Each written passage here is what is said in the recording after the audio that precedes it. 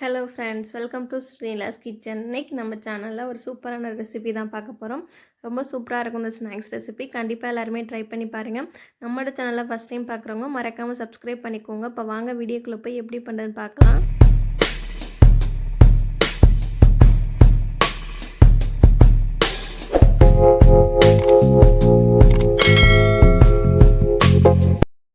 First பார்த்தீங்கன்னா, ஒரு பவுலில் மெஷரிங் கப்பால் 1 கப் அளவுக்கு உளுந்து சேர்த்துருக்கேன். இந்த கப்போட அளவு பார்த்தீங்கன்னா 250 ml.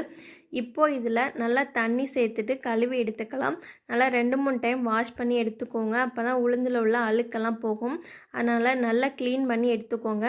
இது நல்லா அலசி எடுத்ததுக்கப்புறம் இந்த மாதிரி வடிகட்டி இல்லாட்டி ஜல்லடை வச்சு அந்த தண்ணியெல்லாம் வடிச்சிட்டு நம்ம நல்லா காய வச்சு எடுத்துக்கணும். அந்த ஈரப்பதம் இல்லாமல் நம்ம அந்த உளுந்தை நல்லா தண்ணியை வடிய விட்டு எடுத்துக்கணும். தண்ணியெல்லாம் வடிச்சிட்டு இந்த மாதிரி வச்சிங்கன்னா ஒரு 10 நிமிஷத்துக்கு அதுவே நல்லா ட்ரை ஆயிரும். அதனால் ஒரு 10 நிமிஷம் வச்சு எடுத்துக்கோங்க. இப்போ 10 நிமிஷத்துக்கு அப்புறம் பார்த்திங்கன்னா அதில் கொஞ்சம் கூட தண்ணி இல்லை, நல்லா ட்ரையாக இருக்குது. இந்த மாதிரி செஞ்சு எடுத்துக்கோங்க. அடுத்து ஒரு பேனை சூடு பண்ணி எடுத்துக்கோங்க. இந்த பேன் நல்லா சூடானதுக்கப்புறம் உளுந்து எல்லாத்தையுமே இதில் சேர்த்துடலாம். சேர்த்துட்டு எல்லாத்தையும் நல்லா ஒரு தடவை உடச்சி விட்டுட்டு நல்லா நம்ம வறுத்து எடுத்துக்கலாம். உளுந்தில் கொஞ்சம் கூட ஈரப்பதம் இருக்கக்கூடாது. சேர்த்துட்டு இந்த மாதிரி நல்லா வறுத்து எடுத்துக்கணும். கலர் பார்த்திங்கன்னா நல்லா கோல்டன் கலர் வர்ற வரையும் உளுந்து நம்ம வறுத்து எடுத்துக்கலாம். அப்படி இல்லாட்டி வாசனை வர வரையும் வறுத்து எடுத்துக்கோங்க. ஒரு சில பேருக்கு தெரியாது, கலர் சேஞ்ச் ஆகுது. அதனால் நல்லா வாசம் வர வரையும் இந்த மாதிரி வறுத்து எடுத்துக்கோங்க.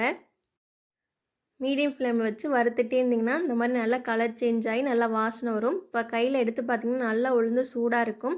இந்த பதம் வர்ற வரைக்கும் உளுந்து நல்லா வறுத்து எடுத்துக்கோங்க. இப்போ அடுப்பை ஆஃப் பண்ணிவிட்டு இதை நல்லா ஆற விட்டுடலாம். இது நல்லா ஆறினதுக்கப்புறம் பார்த்திங்கன்னா ஒரு மிக்ஸி ஜாரில் சேர்த்துருக்கேன். இப்போ நம்ம இதை நல்லா நைஸாக அரைச்சி எடுத்துக்கலாம்.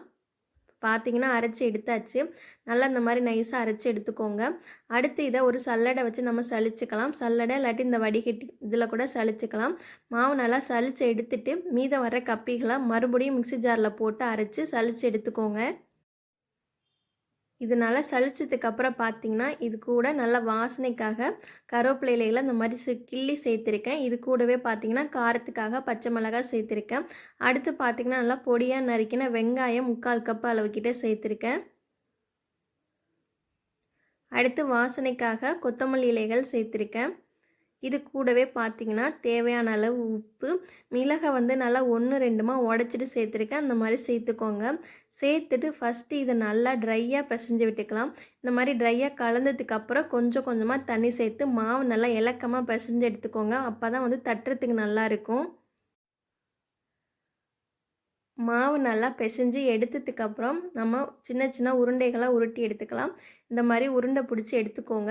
இந்த மாதிரி உருட்டினதுக்கப்புறம் உங்கள்கிட்ட வாழை இலை இருந்தால் வாழை இலை எடுத்துக்கோங்க. அப்படி இல்லைன்னா ஒன்றும் பிரச்சனை கிடையாது.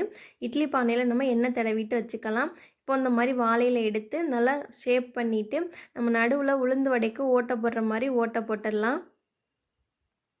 இது மாதிரி எவ்வளோ மாவு இருக்கோ எல்லாத்தையுமே இந்த மாதிரி தட்டி எடுத்து வச்சுக்கோங்க. தட்டி எடுத்து வச்சுட்டா நம்மளுக்கு எடுத்து வைக்கிறதுக்கு பார்த்திங்கன்னா ஈஸியாக இருக்கும். அதனால் ஃபஸ்ட்டு எல்லா உருண்டைகளுமே இந்த மாதிரி இலையில வச்சு நம்ம தட்டி எடுத்துக்கலாம். இந்த மாதிரி வாழை இலையில் செய்கிறது பார்த்திங்கன்னா ரொம்ப டேஸ்ட்டாகவும் இருக்கும், ரொம்ப ஹெல்த்தாகவும் இருக்கும். உங்களுக்கு பிடிச்சிருந்தா இந்த மெத்தடில் கண்டிப்பாக ட்ரை பண்ணி பாருங்கள். ரொம்பவே சூப்பராக இருக்கும். இப்போ பார்த்திங்கன்னா எல்லாத்தையுமே நம்ம தட்டி எடுத்து வச்சாச்சு.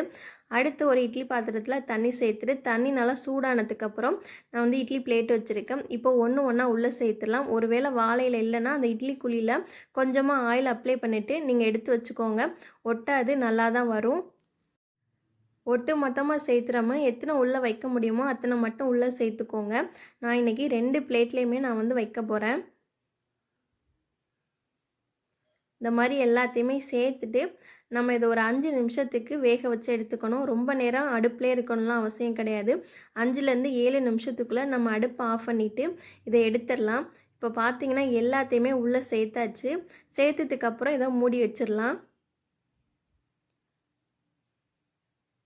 இப்போது சரியாக 5 நிமிஷத்துக்கு அப்புறம் பார்த்திங்கன்னா நல்லா வெந்து ஆவியெல்லாம் வந்துடும். இப்போ ஓப்பன் பண்ணி பார்க்கலாம். பார்த்திங்கன்னா நல்லா குக்காக இருக்குது. இந்த அளவுக்கு இருந்தால் போதும் அடுப்பில், இதுக்கு மேலே வேண்டியதில்லை.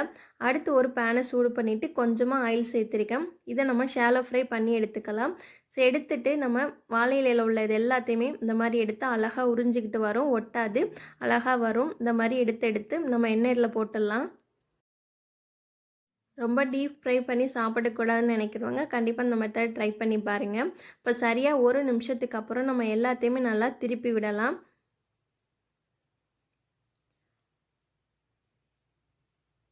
இப்போ பார்த்தீங்கன்னா எல்லாம் நல்லா ஃப்ரை ஆகிடுச்சு. 75% பார்த்தீங்கன்னா நல்லா குக் ஆகிடுச்சு.